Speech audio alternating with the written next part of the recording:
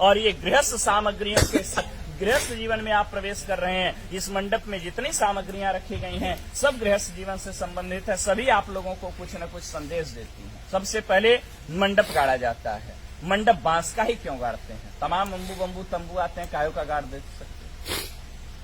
बांस की विशेषता होती है, बांस सबसे बड़ा वृक्ष माना जाता है, लंबाई में सबसे ज्यादा होता है, लेकिन जब ऊंचाई पर जाता है तो जाने के बाद क्या हो जाता है?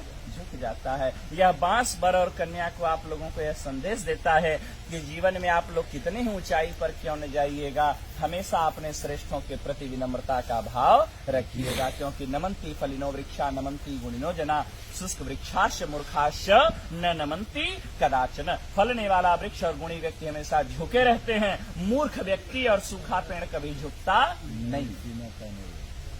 कुछ यहाँ साइंस पढ़ने वाले भी होंगे, हो सकता है 2-4 अक्षर पढ़ लिए हो तो सोचेंगे तो पंडित जी का ढकोसला है, साइंस में सिद्ध करता।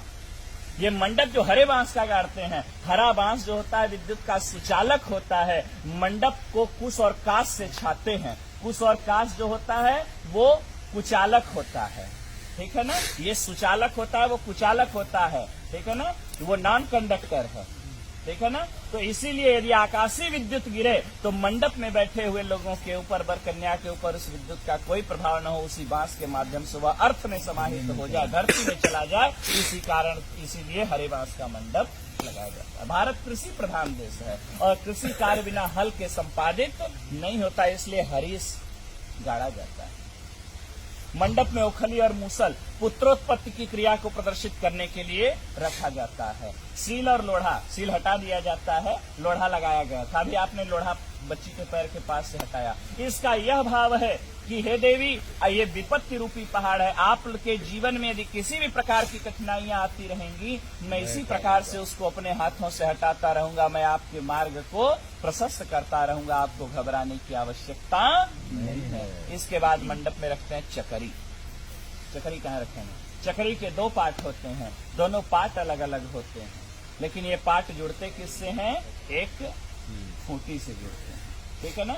जब तक ये दोनों पार्ट खूंटी से जुड़े रहते हैं तब तक इसमें रहर डालिए, मटर डालिए, चना डालिए, कितना कड़ा पदार्थ डालिए, सबको दलते हुए बाहर कर देता है। लेकिन जिस दिन ये खूंटी टूट जाती है उस दिन दोनों पार्टों का कोई महत्व नहीं रह जाता।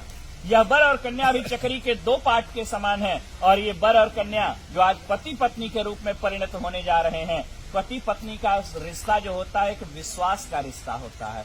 जब तक विश्वास है तब तक पति पत्नी का जीवन बड़ा सुंदर होता है, कितना अभाव रहे, कितना प्रभाव रहे। लेकिन जिस दिन विश्वास रूपी खूंटी पति पत्नी के बीच से टूट जाती है, उसी दिन से वर और कन्या अर्थात पति और पत्नी का जीवन नारकीय हो जाता। इसी भाव को प्रदर्शित करता है यह चक्री। हाँ, सुग्गा। सुग्गा क्यों लगाते हैं मंडप में? सुग्गा मीठा बोलता है। बोले महाराज सुग्गा से भी मीठा तो कोयल बोलती है, कोयल लगा देना चाहिए था। बोले तोते की दूसरी विशेषता है, तोता मिर्चा खाता है लेकिन फिर भी मीठा बोलता है। यह संदेश आप लोगों को तोता देता है कि जीवन में आप लोगों को कोई कितना ही कटु अनुभव क्यों न कराए, कोई कितना ही कड़वा आप लोगों को क्यों न बोले, आप हमेशा प्रेम से